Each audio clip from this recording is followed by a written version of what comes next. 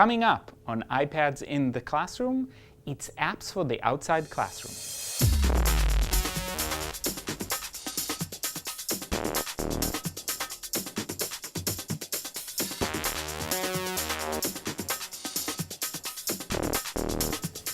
Hi, my name is Guy Trainin, and this is iPads in the Classroom from TechEdge.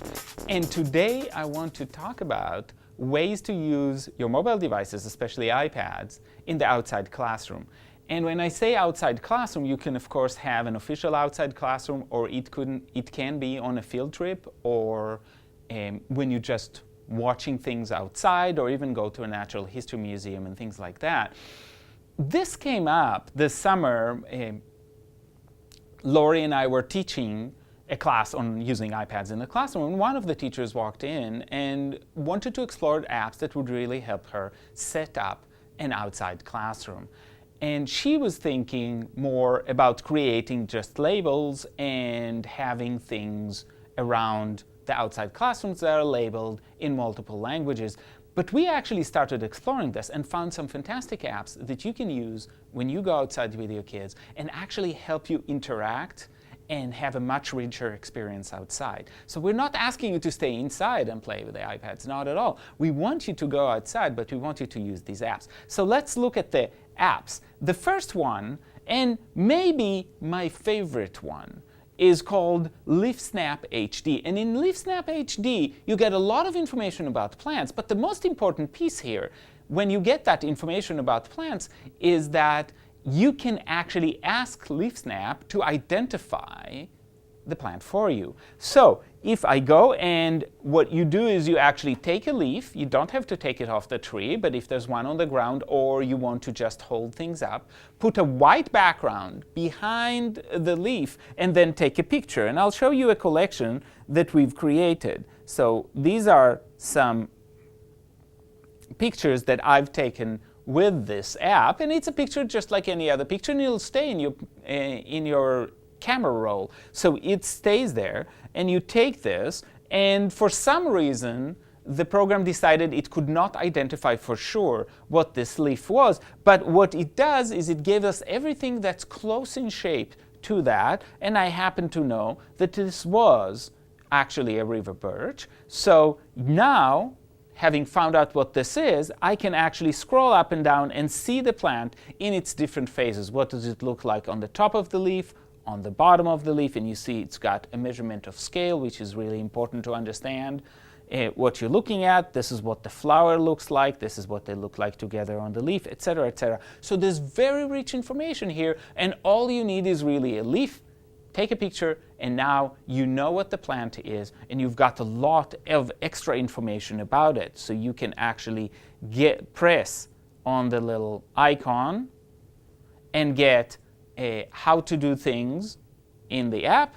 And if you look at the book, you can see some information about the plant and also where it is prevalent. So you can see a description, and you can see where it's prevalent and all of its behaviors.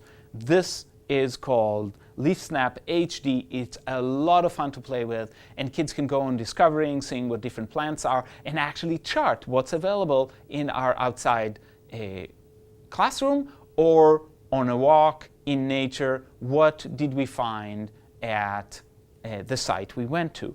Trees Pro HD is a different program. It's not as versatile as Leafsnap, but it does allow you to explore a lot of trees. In this case, I chose the apple, but you can choose by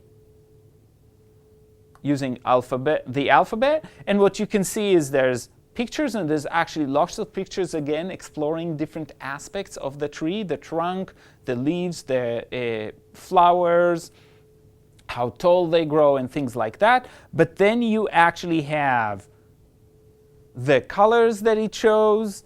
What are the color of the bark? What are the colors of the flowers? What is the shape of the leaf? What does the fruit look like? And then characteristics. So again, very rich information about a huge selection of trees. There is the option to get more trees if you're willing to pay, but that's how you see that. And there's also a wonderful slideshow that allows you to explore different trees and what they look like, that can be used in multiple ways, including to try and recognize what things are, or just as a way to start writing and other things that are connected to being outside. The next one I want to share with you is actually a series of apps. There are smaller apps and larger apps. I have invested in the full iBird app because I am interested in birds, but you can find smaller ones that are either free or for very little pay. The full guide is relatively expensive, at least in iPad terms. And what you can see is you can actually search for different birds, for different American birds by name, by family, or by area. So there's lots of ways to find birds. And if you do find a bird you're interested in, let's say Allen's hummingbird, you can see that you actually have photos or art drawings of the male and female, especially if they are different, and often in birds they are different. You can see where they are in the United States, where they're common in the United States, so not in my area right now, but they are in California.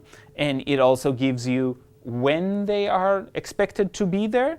You can see photos, different photos, in this case 4 different photos.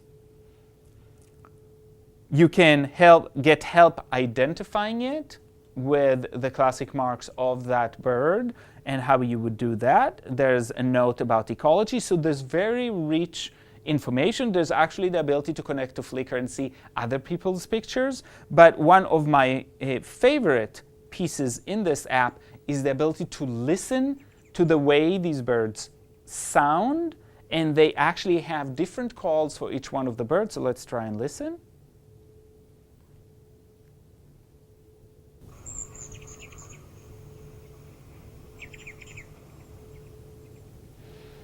And what's interesting is they have more than one version, so you can actually have a different one.